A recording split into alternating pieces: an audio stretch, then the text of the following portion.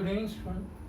Now we study about the Michelson-Stahls experiment, that is semi-conservative replication of DNA. In 1958, these two scientists, Matthew Michelson and Franklin Stahl, proved that replication of DNA is semi-conservative one. In use your brain power, एक block में जो दिया है उसमें एक special लिखा है type of replication semi conservative one. इसको स्पेशल इसमें वर्ड में दिया है, पीछे का कारण ये एक्सपेक्टेड किया गया है कि टीचर आपको बाकी के रेप्लिकेशन भी पढ़ाए। एक्चुअली ये पढ़ाई में नहीं है। पॉसिबिलिटीज क्या क्या हो सकता है, डीएनए अपनी कॉपी कैसे बना सकता है, तो हम पहले इसके बारे में पढ़ेंगे। ये डीएनए है, ये एक एक एक एक ब्लॉक इसके ऊपर लगते जा रहा है, नीचे से ये लगते जा रहा है, लगते जा रहा है, ऐसा लगते जा रहा है, माने तो बढ़ते जा रहा है। इसको ग्रोथ बोलेंगे डीएनए की। ये रेप्लिकेशन हो रहा तो है मगर ये ग्रो हो रहा है और एग्जैक्ट कॉपी नहीं बन रहा है इसमें। इसको नाम दे दिया डिस्पर्सिव ग्रोथ। ये रेप्लिकेशन का एक टाइप पहले गिना जाता था। डिस्पर्सिव, रिवर्सिव, उल्टा लगते जाना, इधर से बाजू से, इधर से बाजू से लगते जाना, इधर से एक स्टैंड बनना, इधर से एक स्टैंड बनना, इसको रिवर्सिव। ऐसे अलग अलग टाइप तब के साइंटिस्ट सोच रहे थे, मगर जब एक्सपेरिमेंट किए गए तब क्लियर हुआ कि रेप्लिकेशन डीएनए का ये सेमी कंजर्वेटिव है, ना डिस्पर्सिव ना रिवर्सिव और semi conservative. What is mean by semi conservative replication?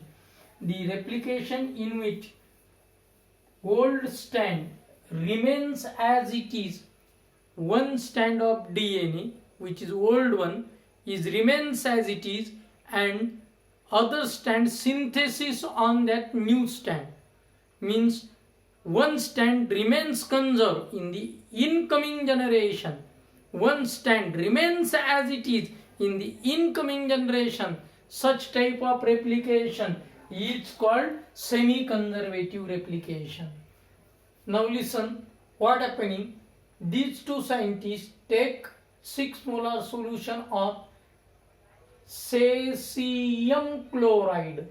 cesium chloride नाम के एक सॉल्यूशन को उन्होंने लिया, जिसमें डीएनए को क्या किया, सेंट्रीफ्यूज किया। कौन से डीएनए को? तो पहले जो डीएनए एक प्लेट के ऊपर इचरिचिया कोलाई लिया, ये बैक्टीरिया है जिसके ऊपर बहुत सारे रिसर्च हुए। यही कारण की वजह से इस बैक्टीरिया को एक इंटरेस्टेड नाम है रिसर्च हाउस। ध्यान में रखना, ये बैक्टीरिया का नाम है रिसर्च हाउस। ये बैक्टीरिया के ऊपर क्या किया, डीएनए जिस प्लेट में ये बैक्टीरिया बढ़ाया उसके ऊपर ये डीएनए माने तो इचरिचिया कोलाई को खाना खिलाया। किसका खिलाया? नॉर्मल नाइट्रोजन का। नॉर्मल नाइट्रोजन है N14 का, इसको खाना खिलाया। खिलाने के बाद ये बैक्टीरिया के ऊपर से निकाले वाला डीएनए दूसरे प्लेट के ऊपर रखा जहां पे N15 है, माने तो नॉर्मल नाइट्रोजन नहीं है इस न्यूट्रिएंट मीडियम में। कौन सा नाइट्रोजन है इस न्यूट्रिएंट मीडियम में? इसमें है आइसोटोपिक नाइट्रोजन, जो इजीली रेडिएशन बाहर फेंकता है। ये मैंने लाल कलर से निकाल के बताया है।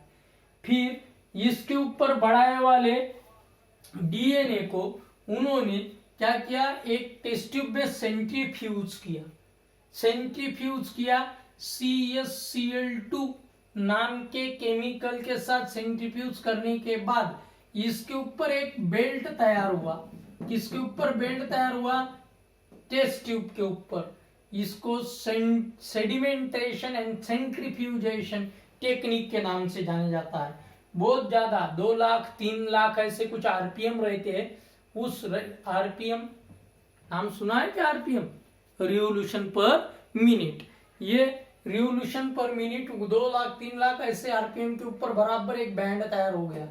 ये बराबर इस बैंड को उस टेस्ट ट्यूब के ऊपर मार्क करके रखा कि ये बैंड यहाँ पे बनता है किसका, N14 टाइप के बैक्टीरिया के ऊपर के डीएनए का। फिर दूसरे बैक्टीरिया इसके ऊपर का इसके ऊपर रखा, इसके ऊपर रखने के बाद इस बैक्टीरिया का भी क्या बना है, बैंड बना है, मगर ये बैंड नीचे आया। नीचे कारण एक सिंपल है यार, आइसोटोप हेवी रहता है, वो क्या रहता है, ये नीचे बैठ जाता है तलहटी पे, इसीलिए इसका बैंड नीचे के साइड में ऑब्टेन्ड हुआ, ये N15 वाला। फिर इसके ऊपर का बड़े वाला 1 2 3 जनरेशन बड़े वाला जो इचेरिचिया कोलाई के बैक्टीरिया है जिससे डीएनए एक्सट्रैक्ट किया गया था, वो इचेरिचिया कोलाई इस प्लेट से निकाला, म्हणजे इर्जन काढल्यासारखं वरची वरची साय काढलं अजून एका प्लेटवर ठेवलं जो नॉर्मल आहे N14। अब इस नॉर्मल N14 के ऊपर रख दिया। रखने के बाद अब इन्होंने 2-3 जनरेशन तक इसको मल्टीप्लाई होने दिया, 2-3 जनरेशन तक मल्टीप्लाई हुआ। जैसे अपन N14 के ऊपर का क्या लिया, इचेरिचिया कोलाई का मटेरियल लिया, इसके ऊपर का इसके ऊपर डाल दिया, ये इसका इसके ऊपर, इसके ऊपर जो था वो कौन सा N14 नॉर्मल, इसके ऊपर डाला वो कौन सा N15।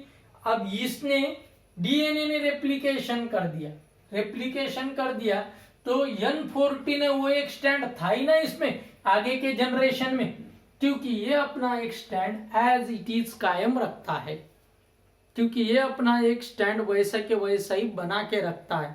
और यही कारण की वजह से इसने जब इसके ऊपर 2-3 जनरेशन हुई तो अब इसमें क्या हो गया होगा, इसके ऊपर जो लाल कलर का माने तो आइसोटोपिक, कौन सा आइसोटोपिक डीएनए जो था, इसके ऊपर जो आइसोटोपिक बना था, इसमें जो नया अब अपन ने N14 देखा तो इसके ऊपर एक डीएनए पहले क्या था स्टैंड, ये देखो हरे कलर का इसका, ये एक दूसरे जनरेशन में एक हरे कलर का कम होगा, लाल कलर का हो जाएगा, क्योंकि रेप्लिकेशन करने के बाद यही देखिए ना, ये एक डीएनए, हम शांति से इस बात को समझ लेते हैं, ये एक डीएनए कौन सा नॉर्मल, ये खिलाया इसका, ये मिल गया। अब इसी डीएनए वाली इचेरिचिया कोलाई को काय पे डाला, लाल पे डाला, लाल पे डाला तो इसका एक स्टैंड क्या हुआ, लाल, और एक स्टैंड क्या हुआ, वही नॉर्मल वाला। इसने और एक बार अगर रेप्लिकेशन किया तो इसका एक स्टैंड तो हरा रहेगा ही पुराने वाला, एक स्टैंड लाल और दूसरा भी लाल आएगा ना, क्योंकि नेक्स्ट जनरेशन है ना, इसके ऊपर भी एक बन जाएगा ना।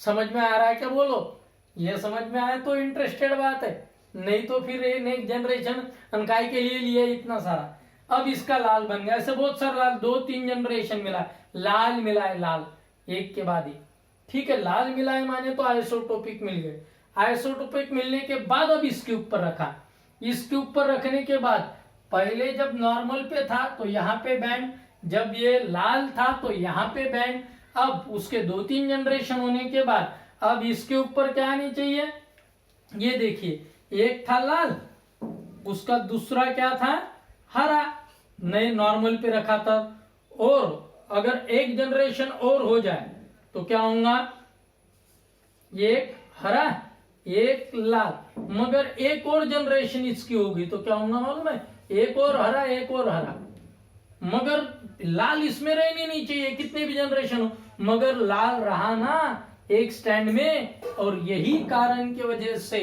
ये इंटरमीडिएट बैंड मिली रे, ना मिली नीचे वाली ना मिली ऊपर वाली, बीच वाला पट्टा ऑब्जर्व हुआ, और ये बीच वाला पट्टा कंसेप्ट एकदम क्लियर हो गया, बीच वाले पट्टे का एकदम कंसेप्ट क्लियर हो गया कि डीएनए का रेप्लिकेशन क्या है, सेमी कंजर्वेटिव। अब अगर इसको इंग्लिश में बोलने का है तो हम क्या बोलेंगे, इन 1958, अब पूरा इंग्लिश में एक्सप्लेन करता हूं इसको, इन 1958 Meselson stall prove the semi conservative replication of DNA by using the cesium chloride 6 molar solution of cesium chloride, they use two types of nitrogen. One nitrogen is normal, which possesses 14 atomic mass, and other nitrogen is N15, which is isotopic nitrogen, which possesses 15 type of isotope. When he placed the DNA on normal nutrient medium, DNA? No, not directly DNA. They place Escherichia coli, and Escherichia coli possesses DNA. They place the Escherichia coli, which fed on normal nutrient medium, so its DNA is of N14 strand.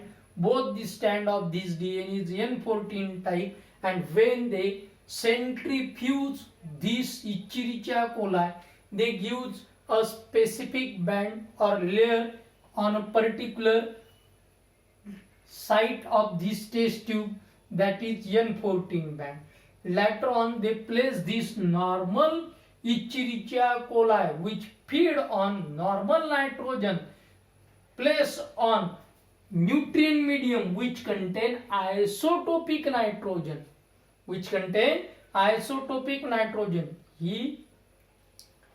they allows this bacteria or Escherichia coli for several generations.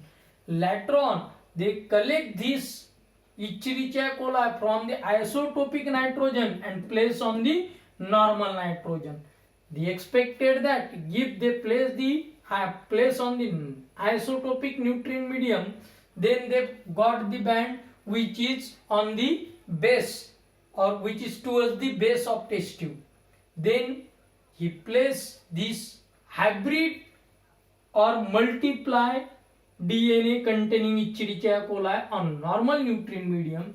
After some generation, they expected that all the DNA are normal.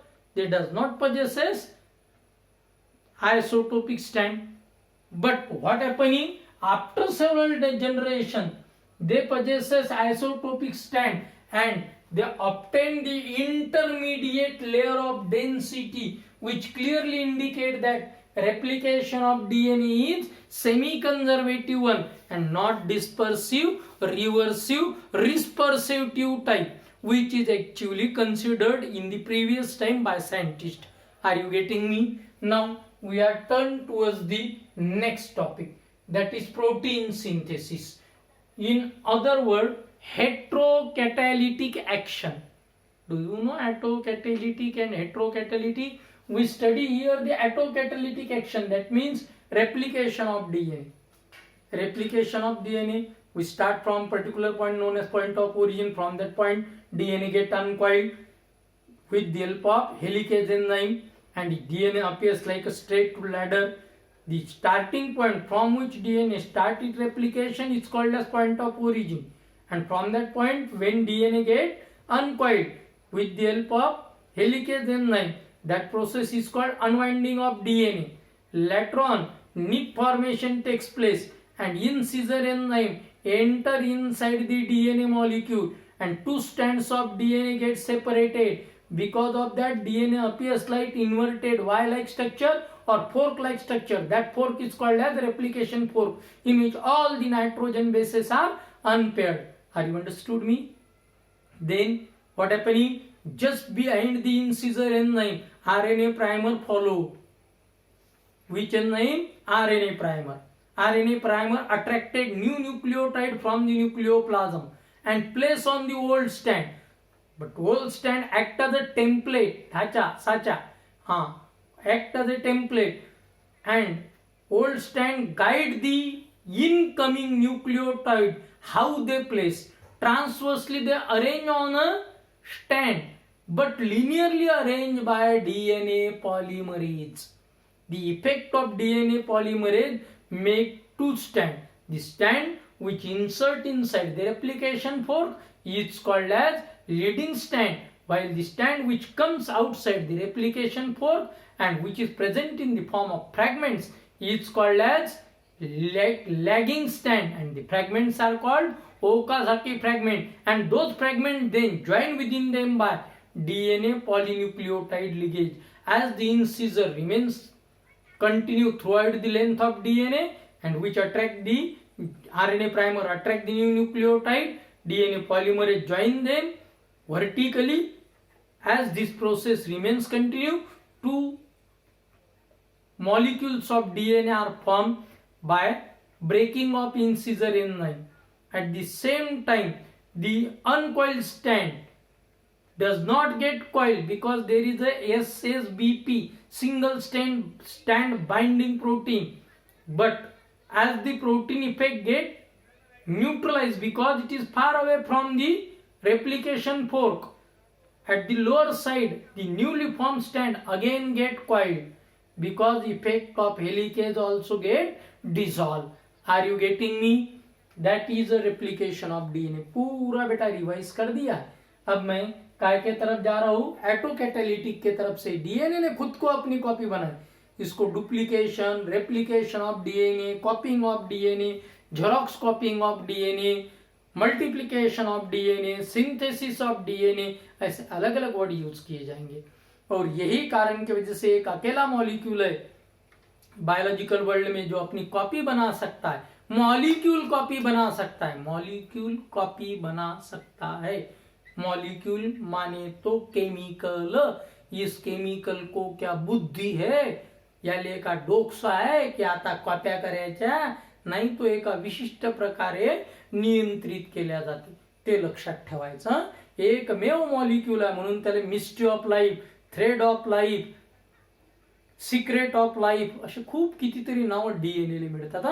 त्याच्यानंतर self replicating molecule, self duplicating molecule लागीन तेवढे। आता या DNA ची एवढी मोठी माहिती झाली, त्या डीएनए न स्वतःची कॉपी स्वतः तयार केली, ऑटोकॅटालिटिक ऍक्शन। आता हेट्रोकॅटालिटिक, आता हा दुसऱ्याले तयार करीन आणि दुसऱ्याच्या कॅटलिस्ट सारखं दुसऱ्याला तयार करून तो जो तयार केलेला मॉलिक्यूल आहे तो कॅटलिस्ट सारखा काम करून ते बाहेरच्या बाहेर दुसरं काम निपटलंय। म्हणजे हा फक्त सांगेल की असं करगड्या तो जाऊन करून येईल। अलग लक्षात, त्याचं नाव आता हेट्रोकॅटालिटिक ऍक्शन। हेट्रोकॅटालिटिक ऍक्शन सीखना म्हणजे हेट्रोकैटालिटिक एक्शन पढ़ना माने तो ही दूसरा तीसरा कुछ भी नहीं। हमको क्या पढ़ना है, प्रोटीन सिंथेसिस पढ़ना है।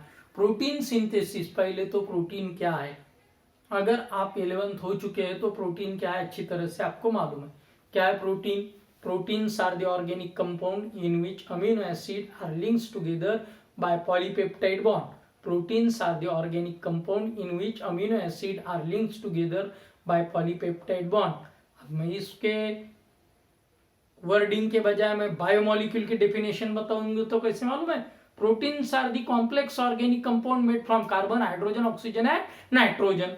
लियो रे बाबा, डेफिनेशन नहीं बदली रहे। Carbon, hydrogen, oxygen and nitrogen से अमीनो एसिड बनते हैं और अमीनो एसिड एक दूसरे को जुड़ गए तो प्रोटीन बनता है। जैसे अमीनो एसिड जोड़ देंगे आप वैसा प्रोटीन बनेगा। और मेरे ख्याल से इस बात को मैंने बहुत अच्छी तरह से पढ़ाया था। जैसी बूंदिया वैसा लड्डू, हरी बूंदिया हरा लड्डू, पीली बूंदिया पीला लड्डू, लाल बूंदिया लाल लड्डू, जैसी बूंदी वैसा लड्डू, जैसे अमीनो एसिड वैसे protein. Means the characteristic feature of protein will be depends on the amino acid which is involved in the formation of that protein। मैंने इसको बहुत मजाकिया अंदाज में पढ़ाया था।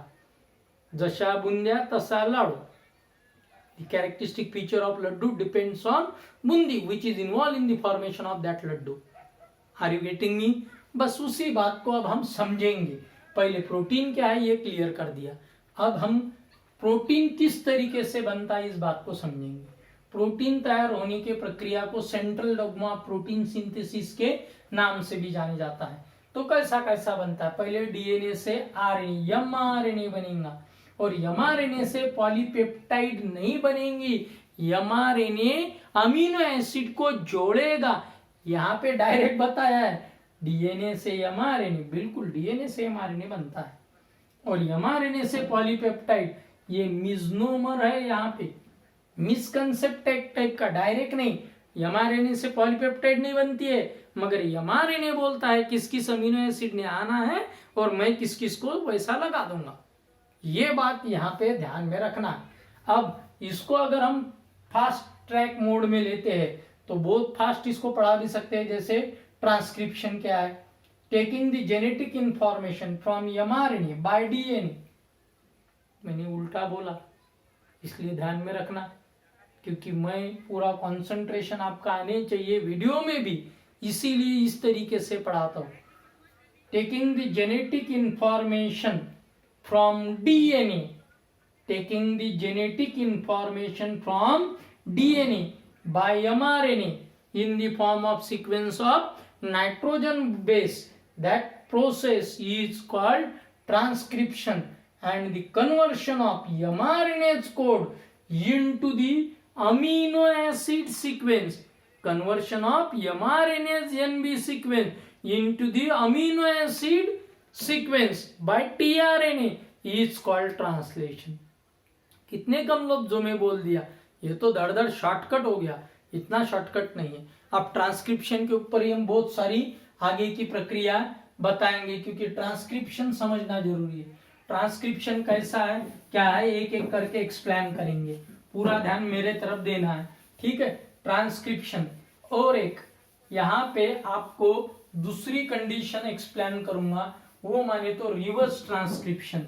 मगर मैंने पहले प्रोटीन सिंथेसिस पढ़ा दिया और उसके बाद अगर मैंने रिवर्स ट्रांसक्रिप्शन पढ़ा दिया तो बेटा ज्यादा फायदा होगा, क्योंकि वो बीटल और टैटून, क्या नाम बताया मैंने, बीटल और टैटून नाम के साइंटिस्ट ने ये रिवर्स ट्रांसक्रिप्शन माने तो आरटी ढूंढ के निकाला। डीएनए एक्चुअली इस तरीके से एमआरएनए से डीएनए से एमआरएनए बनता है, ये ट्रांसक्रिप्शन। मगर ये उल्टा होता है रे, एमआरएनए से डीएनए बनता है। कैसा बनता है, क्या बनता है, एचआईवी किस तरीके से हमारी इम्यूनिटी को खत्म करता है, ये हम आगे पढ़ेंगे। और किस तरीके से वायरस हमारे सेल्स को खाते हैं, ये भी हम पढ़ाएंगे, ठीक है, एक एक करके। मगर क्योंकि एक एक स्टेप के बाद पहले तो डीएनए से जेनेटिक इंफॉर्मेशन एमआरएनए लेता है, तो कैसा लेता है ये आपको डीएनए अच्छी तरह से मालूम होगा। ये डीएनए कैसे तो भी खुलता है, पॉइंट ऑफ ओरिजिन। ये पॉइंट ऑफ ओरिजिन जहां से खुलता है, यहाँ पे एक्चुअली एक रो फैक्टर रहता है, इसको इनिशिएशन फैक्टर बोला है। आप रो नहीं, सॉरी, सिग्मा फैक्टर रहता है, देख लेना भाई, क्या रहता है, सिग्मा फैक्टर, ठीक है। इनिशिएशन फॅक्टर बी म्हणजे झेंडा लागेल असताना ओय ओथून ओथून घे रे वा, कोण म्हणते डीएनए, कोणाले म्हणते एमआरएनए, ओय ओथून घेतो रे, ओथूनच बरोबर, हा खालून नाही हुकी, वरून नाही हुकी, बरोबर त्याच ठिकाणाहून, आणि तो त्या ठिकाणाहून चालू करणारा जो कोणी असते तो सिग्मा फॅक्टर, तिथून चालू करते डीएनए ची माहिती घेणं। मी या डीएनए तो सा थोड़ा सा मोटा फुगेल काढून दाखवून रहा हूं, मैं यहाँ पे थोड़ा बड़ा निकाल रहा हूं ताकि आपको समझ में आए। यहां से डीएनए ले लिया, डीएनए के दो स्टैंड है, एक का नाम है सेंस स्टैंड। सेंस स्टैंड ये किसके सरीका रहता है, ये रहता है एमआरएनए के सरीका।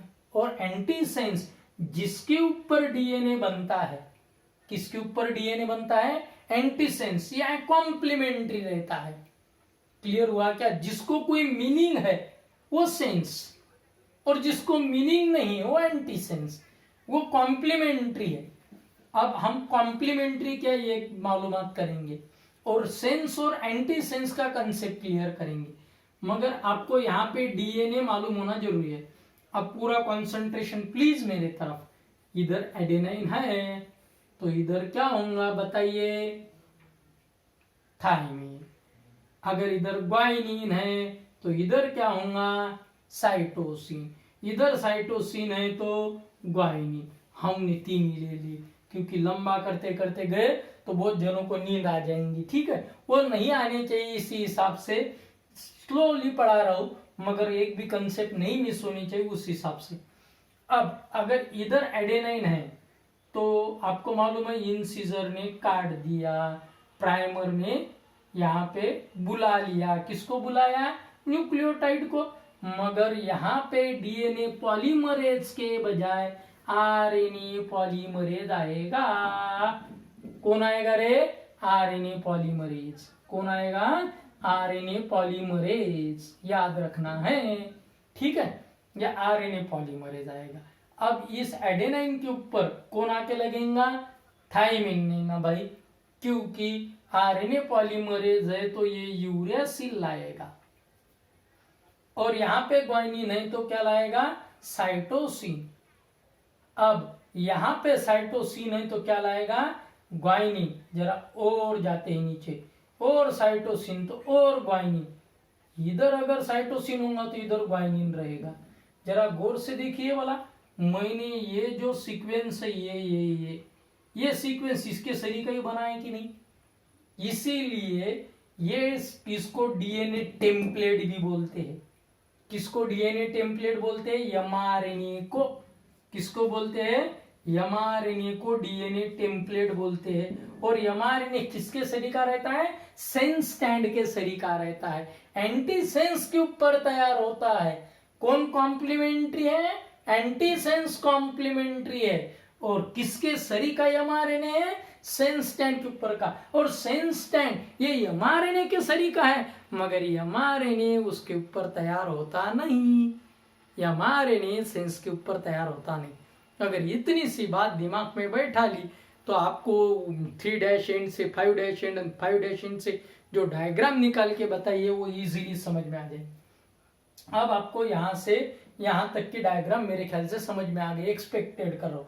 नहीं तो आपने मेरे को क्वेश्चन पूछने पहले पर्सनल नंबर के ऊपर कॉल कर सकते हैं। क्लियर हुआ क्या, नहीं तो सिर्फ वीडियो देख लिया, कुछ तो भी कीर्तन टाले महाराज ने बताया था, कंप्लीट हो गया। ये मूर्खता के सरीका नहीं करना। समझ में नहीं आता है तो इमीडिएटली कॉल मी।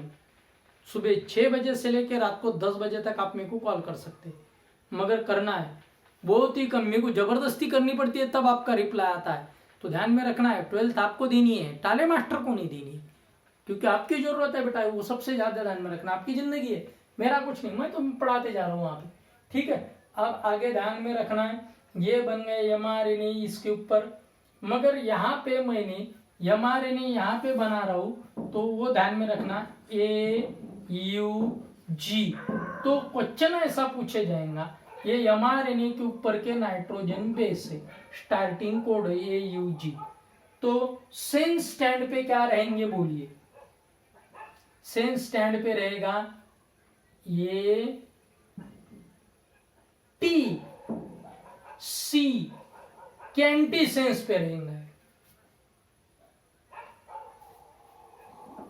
अगर ATG है तो ये सेंस स्टैंड है, और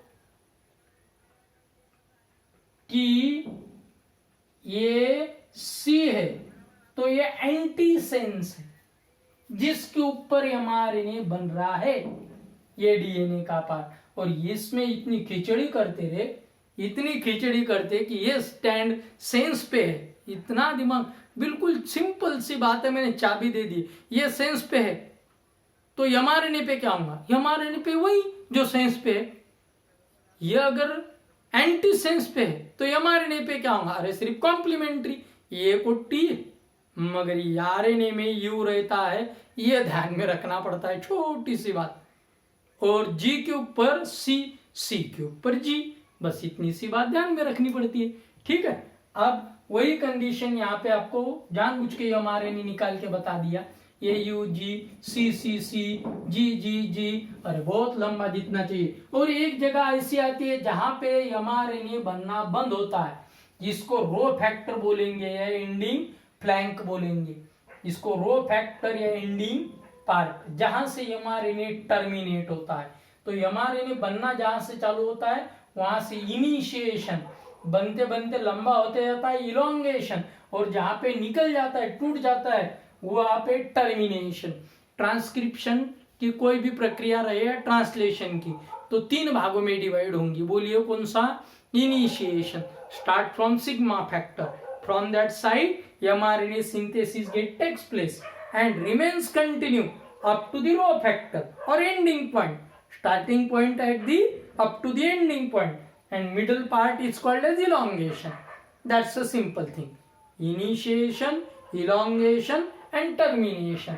Initiation, elongation and termination.